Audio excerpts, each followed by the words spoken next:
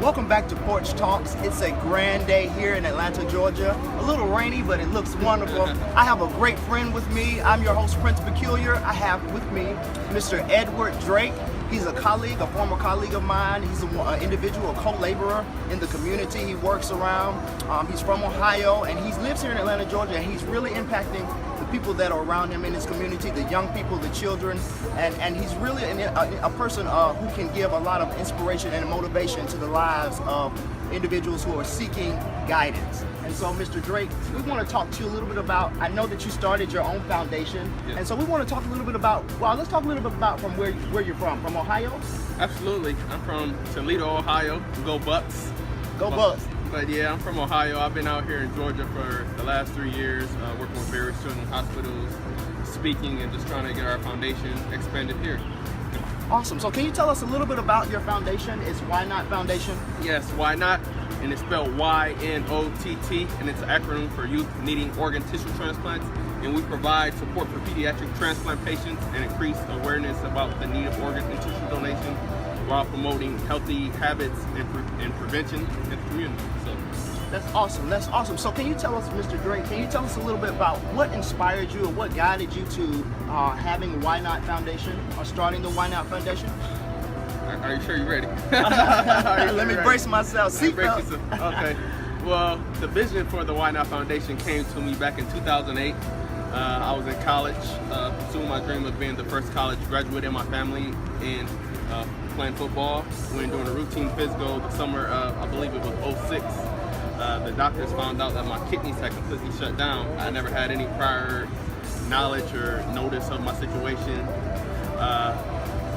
My blood pressure alarmed my doctors, which at the time was 248 over like 120. And at that time, I didn't know what it was. I didn't know what blood pressure was. The doctor asked me, like, did you know your blood pressure was that high? I was like, no. I was like, what's wrong with that? And they just said that, I mean, we need to get you to the hospital. And they rushed me to the hospital at that point. And at that time, my life changed forever. I was notified that my kidneys had failed and had to start dialysis the next day, which I did for 3 years prior to a stranger saving my life who said yes when actually becoming an organ and tissue donor. So I'm thankful for that gift. But during that whole time of dialysis, those 3 years, I was just like, Lord, why me? Why now? Everything that I had worked so hard for, both in the classroom and in athletics, had just came to an instant halt at that time. And in the mix of me saying, why me? Why now? The Lord said, why not you, son? And at that point, my perspective, my outlook on my situation changed. I say the Lord took me off the battlefield, the athletic field, the college campus, and put me on the battlefield of saving lives. And I've been doing it for 9 years. Our foundation has impacted thousands of lives around the country. We're based out of Ohio, but we're here in beautiful Atlanta, and still doing what we're doing. So I'm thankful, and never give up, kids. Never give up. That's awesome. That's awesome. Can you tell us like how where do you all go? What kind of programs do you all do? I know from working with you as a co-laborer in the community, I know we work with kids and we take them and do service projects and things like that. What are the kind of things that does your program offer young people? We offer support groups. We got a website called YNOTT Connect, in which various kids, transplant patients from around the country get on, and we encourage them to take their medications, which is very important. I still take 20 medications a day, even post-transplant, to survive. So we give them encouragement, motivational quotes, and songs and stuff like that to listen to. We provide scholarships, gas cards for families to get back and forth from the hospitals, and in the community, we actually give inspirational speeches trying to encourage people to take care of their bodies, so you can help prevent certain health situations like the one I'm faced with. So we do a lot of those sporting tournaments and just encouraging kids to drink water and take care of themselves. So that's really that's powerful. I love that. I understand that, like, when you've gone through these situations, or when you went through this particular situation, you were at the height of your college career. You were about to possibly make the NFL or go pro, and this experience happened. How did it feel ultimately inside?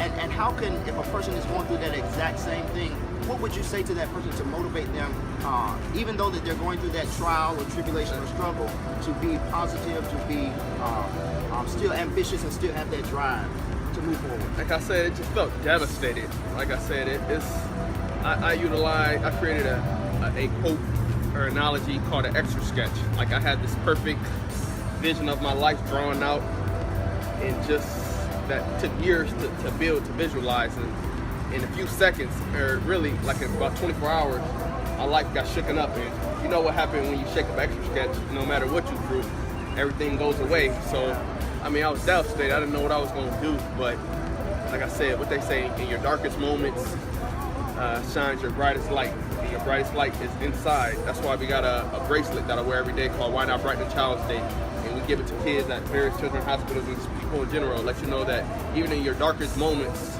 like I said, something is shining. So this bracelet glows in the dark. So like I said, I tell kids or people, no matter where I speak, that if you got one of these bracelets on, it could be nighttime, just know that, put it up in the air. Whether you're in Georgia, Ohio, Maryland, we're all connected. And like I said, your darkness only lasts for the night to shine, but the sunshine will shine in the morning. So never give up. Never give up. That's so powerful. That is so powerful. As I love how you still have that tenacity and that motivation to move forward. Hey, I have a question. How do you every day when you're ready to go about your daily routine? How do you what moves you? What moves you? What do you say to yourself to move you? What moves me is just the thought of I can get up and impact someone's life. I can impact my own life by just having a positive attitude, no matter what. If I got bills to pay, if I gotta go prepare for a board meeting, or anything, just know that it can always be worse. It's someone in a worse situation than you are, that may be going through a life-threatening illness, lost a loved one. Just to always smile, always to stay positive, and just enjoy life. Life is very short, folks. And sometimes you don't realize that until you're in various situations where your life could be taken, or your life was almost taken. So just stay positive. Like I said, just stay positive and stay encouraged, and live and enjoy life. Like I said, and always, like I said, know it can be on your worst, on your darkest moments. It always can be worse. I like what you said there. I was reading this book by Bruce Wilkinson called A Life God Rewards, and in the book it talks about laying up for yourselves treasures in an invisible realm, and how everything that we do today correlates to the next transition or the next life. And so it's not about us doing what we're doing here, but it's about doing for other people and helping other people out. If someone wanted to help out in your Why Not program, how can they join on your team? Well, you can visit our website at www.ynott, spelled YNOTT.org, and visit our contact page. Shoot us a message, and one of our staff members will get back with you. And like I said, we would love to have you get involved in our efforts. Like I said, we impact lives all over. So even if you can't give financially, if you give your time, or if you refer families to us, or connect us with your church or school or workplace, like I said, we can impact lives together. One person only can do so much, but as a team, collectively, we have the power to impact lives. So, yeah. If we wanted to reach you directly, what's the way we can reach you? Yes, you can call the Why Not line at 888-399-3336, and contact one of our representatives, and like I said, we'd be glad to have you come on board. Why not? Why not? Why not join the Why Not Foundation programs? Help save a life, help touch someone's life, help change, and be an impactful individual in this world. Hey, I'm here with Mr. Edward Drake. I'm your host, Prince Peculiar. Don't forget us. Mr. Drake, if you had to tell one individual something that would motivate them to move forward in life, what would you say to that one individual? Why not dream, believe, persevere, and give back? I'm going to say that again, which is a quote I created, my life quote. Why not dream? Why not believe? Why not persevere? And why not give back? Also, why not become an organ and tissue donor today? Why not?